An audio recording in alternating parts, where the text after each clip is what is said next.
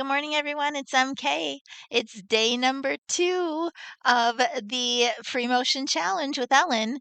And you're looking at my screen right now, and you're seeing some Pro Stitcher stuff there that I was working on last night. So I better get rid of that. Although Ellen is hearing what I'm saying. So let's hop on over. Here is the website, and I am actually signed in as a student. So I thought I would just review this really quickly for you.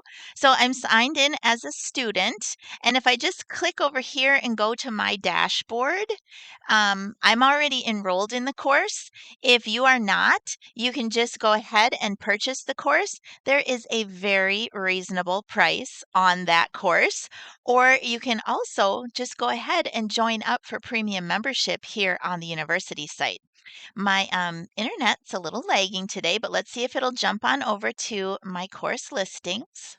There we go. Here's my dashboard. I'm going to scroll on down. There is the 31-day challenge. I'm going to cut the video right here. I'm going to go and watch Ellen's instruction, which is very nicely done, I might add, for day number 2. And then I'm going to meet Ellen at the machine. All right. See you there. All right. Student and teacher are back for day number 2. So Ellen and I were having a little bit of a discussion about what she used to mark her test fabric. So we went and pulled out one of the handy quilter pencils. Talk a little bit about this, Ellen, and how much do you use it in your quilting life? Okay, so this is called iron off pencils, as in it will disappear with iron. Pros and cons, you know, it's a thicker pencil. You can't get a fine tip with this, and then it being white, you can only use it on dark fabric. But it writes really easy compared to a lot of chalk where you gotta like wet the chalk to get the chalk line to, you know, show up nicely. So this just draws really easy. And you have found that this does disappear with the heat, with the iron? It disappears. It's not wet. Like Friction is a wet base that comes back. This doesn't come back. Okay. Because it's a wax almost. All right. Well, this is a handy quilter product. We looked them up. A set of 4 for $19.95. Yep. So you can get that. Now, I also wanted to mark my grid like Ellen did, and I was actually going to use Pro Stitcher, but I know a lot of people don't have Pro Stitcher. Well, it's like you wouldn't stitch there. It doesn't make sense. Well, so sometimes what I do if I need to mark something is I will do just a long basting stitch that comes out easy. But the flip side of that, just kind of like with a marking pencil, is sometimes it makes holes in that. Then you have to rip it out. Then you have like little threads all over your quilt. So, you know, I decided to do it the Ellen way. I did just use a regular ruler and I marked out my grid. So I started with a 6-inch square and I marked 1.5 inches. Okay, I've done a little bit of my, here, Teach, will you hold that for me? I've done a... Oh, I didn't turn it on yet. Oh. Well, you weren't quilting yet. It's not on. Okay. Are you ready? Here, we can hear. We'll turn this part on now. We're still good. We're good.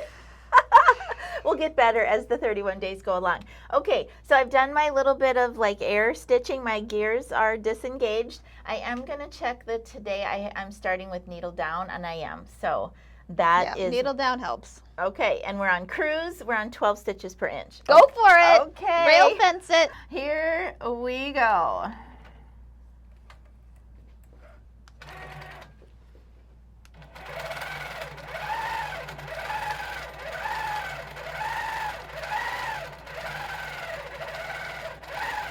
I think I might like this one better, Ellen.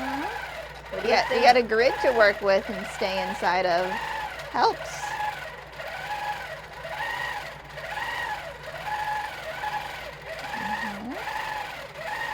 Oh, they're a little uneven, but not too bad. Uh-oh. Oh, one too many. One too many. In the overall scheme of things, she tells me that will be okay. Yes.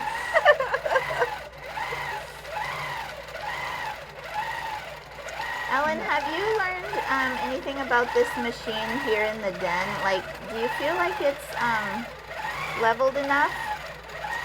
You were quilting on it the other day. No. Yes and no. It's like I found something the other day, but then there was a hair in the wheel, and it was the hair. And then it felt like it was still pulling at one part. So it's like, it's not bad, but I don't think it's perfect. Yeah. So I'm noticing a little bit. I'll just blame it on that, okay? Yeah. Yeah, it's like there's a slight pull on it where it's slightly uneven. And honestly, you guys, oh, there I did 3 again. That is something that I wouldn't normally notice too much because I do so much Pro Stitcher. But yeah, as soon as you disengage the gear, you can feel if that table's not set. Oh my gosh, Ellen. Look at that. That Oops, looks I did great. 2 tie-offs for whatever reason. That looks really good. Oh my gosh. And then you could like iron away your lines and you just won't even know. Yeah, and I had a little bit of funkiness with my pull-up there, but you know, it happens. Oh my gosh. I feel much better about that one. Here, I'll go a little slower. I'll zoom in a little bit so you can see. Yeah, I got a couple places I only have 3, but I intended to do that. We'll go with that. It looks great. It looks good. Awesome. I might go grab the iron and just hit that a little bit. Ellen's got one of those cordless ones here in the shop. So we'll hit it with a little bit of heat and get those grid lines away. And we'll see you tomorrow for day number 3 with MK. Yes, give me 5, Ellen.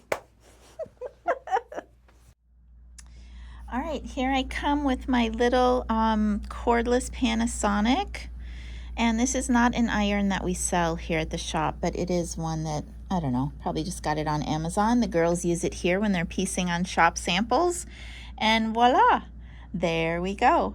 All right, you guys, I did notice because I had a little oopsie doops with my pull-up that I was getting low on bobbin thread. And I don't want to run out of bobbin thread in the middle of my free motion quilting as a newbie. So I'm going to wind a new bobbin and I'll see you tomorrow. It's MK. Bye-bye.